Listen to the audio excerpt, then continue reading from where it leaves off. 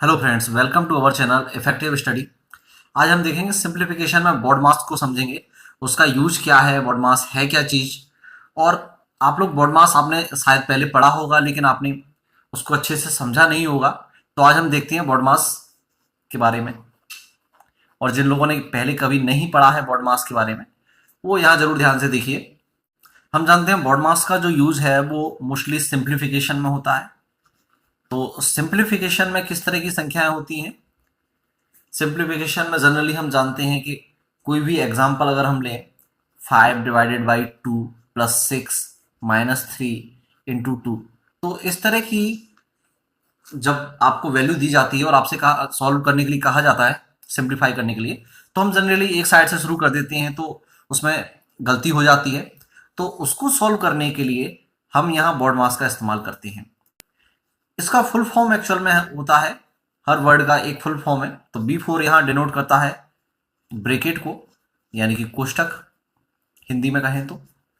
अब bracket generally आपने पढ़े होंगे, तीन टाइप के ब्रैकेट पढ़े होंगे, लेकिन यहाँ हम देखेंगे ब्रैकेट जो होती हैं वो मुख्य रूप से चार प्रकार के होते हैं। फर्स्ट जो ब्रैकेट होता है वो लाइन ब्रैकेट होता है, या जिसको हम रेखा कोष्टक कहें।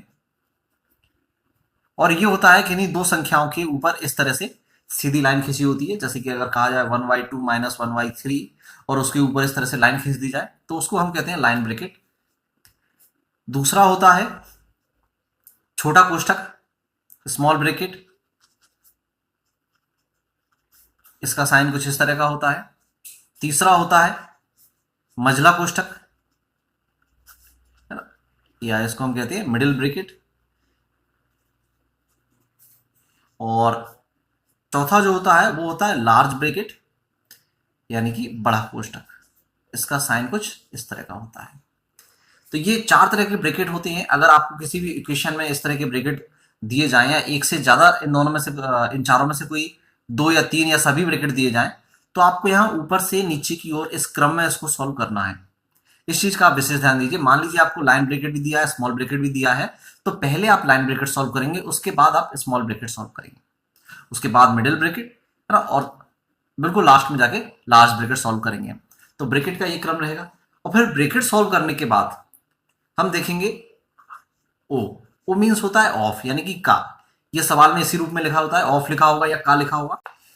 तो इसको हम जब जनरली सॉल्व करते हैं तो इनटू का साइन लगाकर सॉल्व करते हैं इस तरह से। इसके बाद आता है डी। D4 डिवीजन, यानी कि भाग।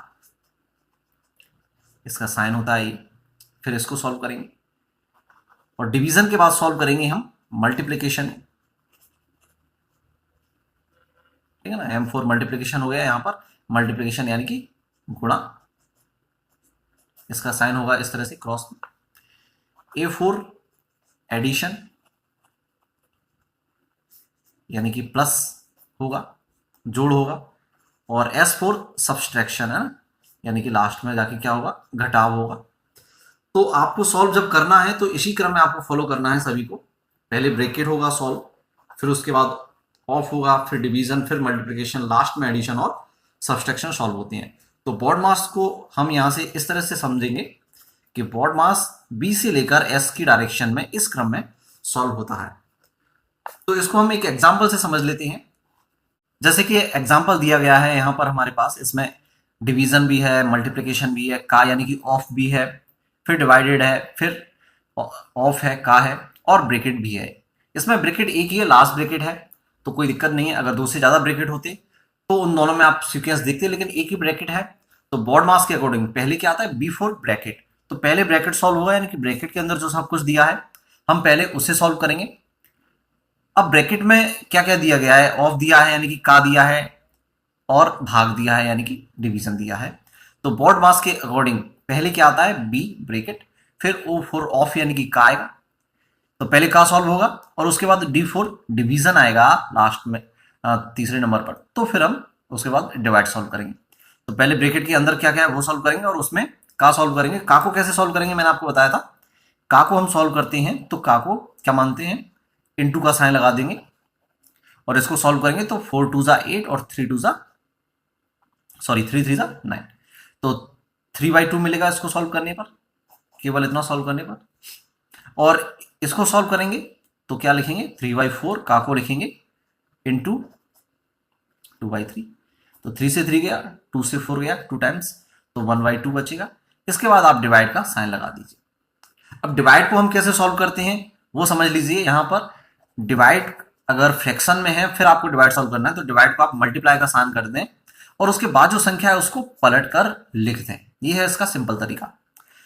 डिवाइड को क्या करना है, मल्टीप्लाई, और बाद की संख्या को, केवल बाद की संख्या को पलट देंगे हम। तो 2 से 2 गया, क्या बचा 3।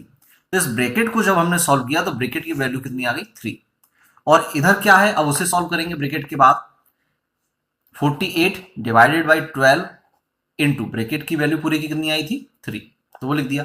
अब डिवाइडेशन है और इंटू है, तो इन दोनों साइन में से बॉड मास के अकॉर्डिंग पहले डी आएगा डिवीजन, फिर M4 मल्टीप्लीकेशन उसके बाद। तो पहले डिवीजन सॉल्व होगा, 12 का 48 में डिवाइड करेंगे तो 4 आएगा इंटू 3। अब केवल मल्टीप्लाई बचा है तो उसे सॉल्व कर लेंगे, 4 इंटू 3 12। तो इस तरह से आप अगर इस बॉड मास के सीक्वेंस का इस्तेमाल करके आप इसे सॉल्व करेंगे तो आप बिल्कुल सही आंसर प्राप्त कर पाएंगे। लेकिन अगर आप इस सीक्वेंस को फॉलो नहीं करेंगे तो आप आंसर में गलती जरूर करेंगे।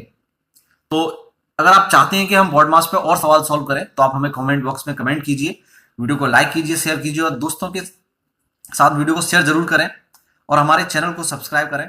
Thank you, good bye.